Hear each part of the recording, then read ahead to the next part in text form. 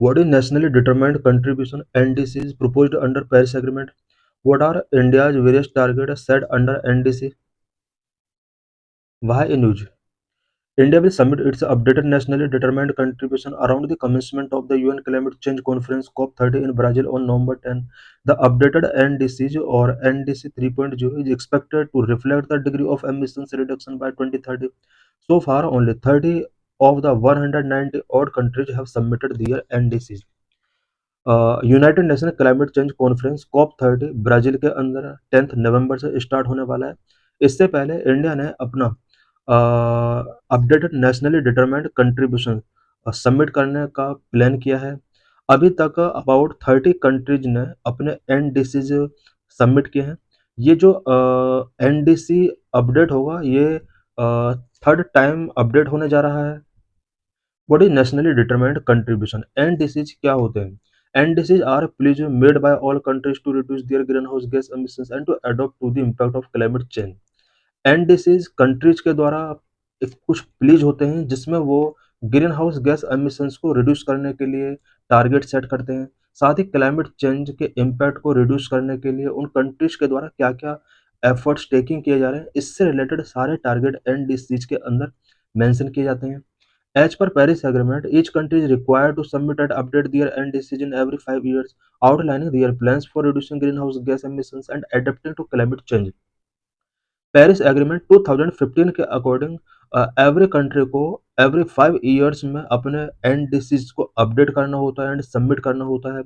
इन NDCs के अंदर country के ग्रीन हाउस गैस एमिशंस को रिड्यूस करने के लिए क्या क्या प्लानिंग है, क्लाइमेट चेंज से किस तरह से वो फाइट कर रहे हैं, उससे रिलेटेड सारे टारगेट इसमें सेट किए जाते हैं।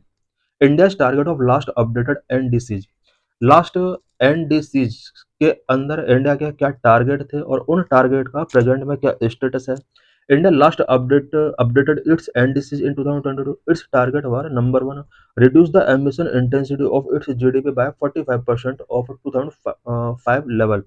पहला जो टारगेट इंडिया ने रखा था वो ये था कि 2005 लेवल से एमिशन इंटेंसिटी को जीडीपी के 45% तक रिड्यूस करना है।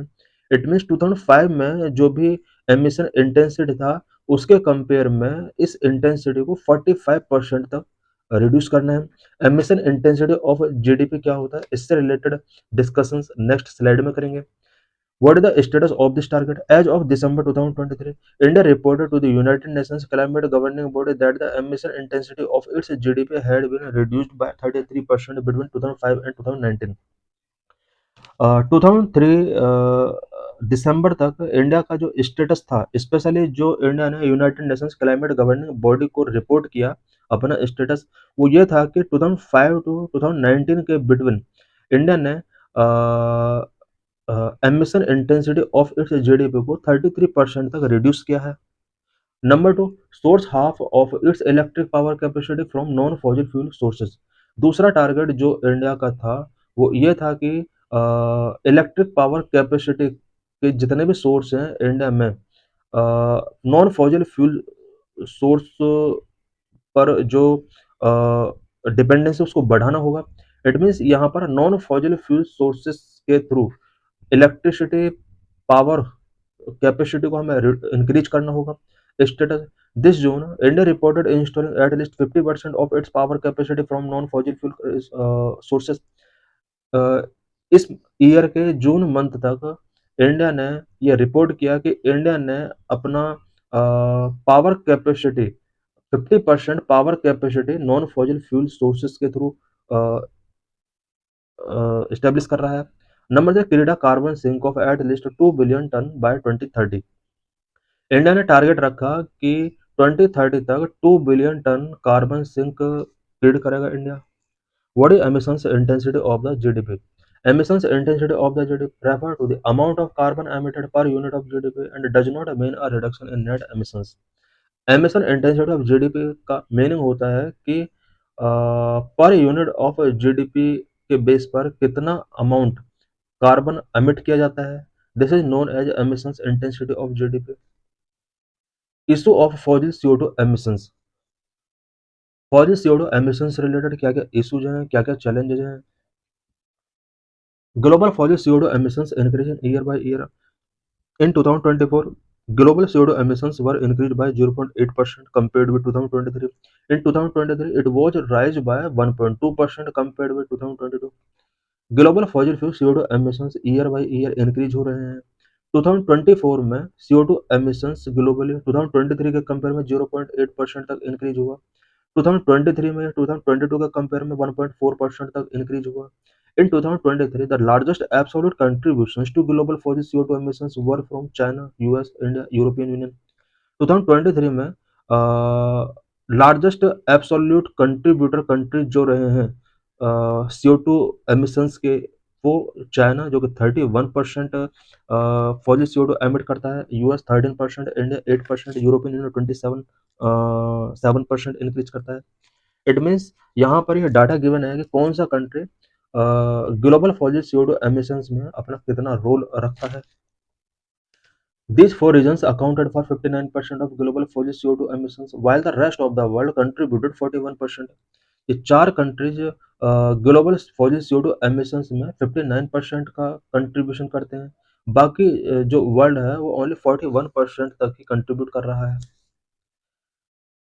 The 2024 global carbon budget projected fossil carbon dioxide emission of 37.4 billion ton, up 0.8% from 2023. 2024 में ग्लोबल फॉसिल CO2 एमिशंस जो रहा है अबाउट 37.4 बिलियन टन रहा है। इसमें चाइना का कंट्रीब्यूशन सबसे ज़्यादा है, इंडिया थर्ड नंबर पर आता है, यूएस सेकंड नंबर पर आता है। चाइना ने about 12 billion ton CO2 emit किया था 2024 में, वहीं यूएस ने 4.9 बिलियन टन, इंडिया ने 3.2 बिलियन टन CO2 एमिट किया था last year. Global per capita fossil CO2 emissions, per capita fossil CO2 emissions से रिलेटेड क्या स्टेटस है? The global per capita fossil CO2 emissions in 2023 is 1.3 tonne of carbon per person per year. Per capita fossil CO2 emissions country wise 3.9 in US, 2.3 for China, 1.5 for the European Union and 0.6 for India. Global per capita CO2 emissions की अगर बात की जाए 2023 में पर person per capita जो CO2 emissions किए गए हैं 1.3 टन रहा है।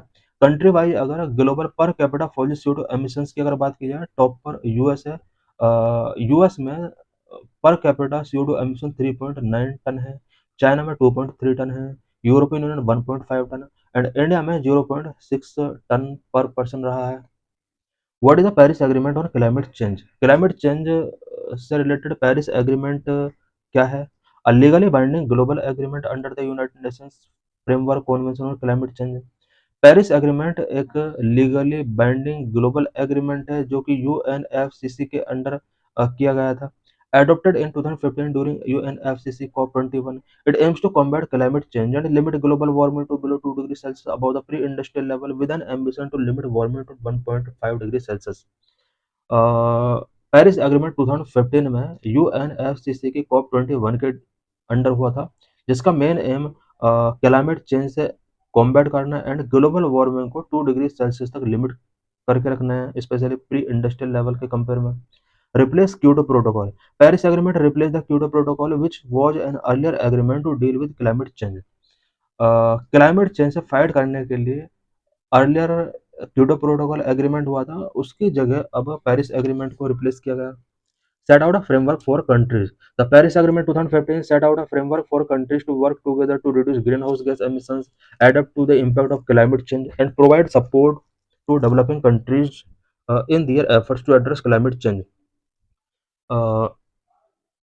पेरिस एग्रीमेंट सभी कंट्रीज को ग्रीन हाउस गैस एमिशंस को रिड्यूस करने के लिए यूनाइट करता है और कुछ क्लाइमेट इश्यूज से फाइट करने के लिए एक फ्रेमवर्क प्रोवाइड कराता है, such as greenhouse gas emissions को किस तरह से रिड्यूस करना है, क्लाइमेट चेंज इम्पैक्ट को किस तरह से एडॉप्ट करना है एंड डेवलप्ड कंट्रीज के द्वारा डेवलपिंग कंट्रीज के लिए क्लाइमेट चेंज को एड्रेस करने के लिए कुछ फाइनेंशियली सपोर्ट करना होगा। इससे रिलेटेड फ्रेमवर्क यहाँ पर प्रिपेयर किए जाते हैं। एनडीसीज क्या होते हैं? एनडीसीज कुछ प्लीज होते हैं जो कंट्रीज के द्वारा मेड किए जाते हैं so that green house gas emissions को रिड्यूस किया जा सके।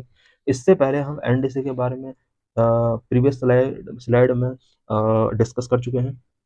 Several initiatives taken by Indian government to address climate को एड्रेस करने के लिए इंडियन गवर्नमेंट के द्वारा क्या क्या इनिशिएटिव्स टेकिंग किए गए हैं। Number national action plan on climate change NAPCC launched in 2008. The NAPCC identified 8 national missions to promote understanding of climate change, adaptation and mitigation, energy efficiency and natural resource conservation. National action plan on climate change 2008 में launch किया जाता है। इसके under climate change को understand करने के लिए, adaptation and mitigation को प्रमोट करने के लिए, energy efficiency and natural resource conservation को प्रमोट करने के लिए इंडिया में 8 नेशनल मिशंस को आइडेंटिफाई किया गया। Number 2 state action plan on climate change SAPCC under the NAPCC under the SAPCCs, states are required to develop their own action plan. SAPCCs के under सभी स्टेट को क्लाइमेट चेंज से fight करने के लिए ओन एक्शन प्लान यहाँ पर develop करने का प्रोविजन किया गया। As of 2022, 33 states and UTs have prepared their SAPCCs. However, the implementation and monitoring of these plans remain a challenge. 2022 तक इंडिया के अबाउट 33 स्टेट एंड यूटीज ने अपने SAPCCs प्रिपेयर किए, बट इनका इम्प्लीमेंटेशन एंड मॉनिटरिंग से related issues and challenges अभी भी continue है। Number 3 climate change research and knowledge network. The government has supported various research initiative and knowledge network to enhance understanding of climate change impact and response. Climate change impacts and response को understand करने के लिए government ने various research initiative and knowledge network को support given किया है। This include the national network programme on climate change modelling, aerosol and coastal vulnerability. Various type के support जैसे national network programmes on climate change modelling, aerosol and coastal vulnerability से related government के support रहे हैं। Number 4 international solar alliance. It promote the wide spread adoption of solar energy, enhancing global cooperation in renewable energy. Renewable energy sector में global cooperation को enhance करने के लिए India ने वेरियस इनिशिएटिव्स लिए। इंटरनेशनल सोलर अलायंस भी India ने establish किया। Number 5 goal of net zero by 2070। India's commitment to achieve net zero emission by 2070 mark a significant step toward absolute emission reduction. India ने net zero emissions को achieve करने के लिए 2070 तक का टारगेट सेट कर रखा है। Number 6 enhanced nationally determined contribution, setting ambitious target for reducing emission intensity and increasing renewable energy capacity. India ने नेशनली डिटरमाइंड कंट्रीब्यूशन से रिलेटेड टारगेट सेट किए हुए हैं। Number 7 significant growth in renewable energy capacity. Renewable energy capacity में India ने significant growth किया है। Rapid expansion in solar and wind energy installation contributing to India's international non fossil fuel energy target. India ने international non fossil fuel energy target set किए हुए हैं और इन्हें अचीव करने के लिए इंडिया में solar and wind energy installation को एक्सपेंड किया गया है। Number Indian Indian emission carbon trading scheme. Establishing a carbon trading scheme to incentivize emission reduction and support sustainable economic development. India ने एमिशन रिडक्शन को incentivise करने के लिए and sustainable economic growth को सपोर्ट करने के लिए कार्बन ट्रेडिंग सिस्टम लॉन्च किया है। Number 9 कोalition for disaster resilient infrastructure. Disaster resilient infrastructure को प्रमोट करने के लिए इंडिया ने अदर कंट्रीज के साथ कोalition किए हैं। Focus on building resilient infrastructure to withstand climate induced disaster. Climate induced disasters के साथ विदस्टैंड करने के लिए इंडिया ने रेसिलेंट इंफ्रास्ट्रक्चर बिल्डिंग करने पर फोकस किया है। Number 10 green development pact under G20 presidency. India ने G20 प्रेसिडेंसी के दौरान green development pact various countries के साथ साइन किए। Integrating green development principle into global economic practices, showcasing India leadership in sustainable development. Number 11 India is also expected to operationalize the Indian carbon market 2026।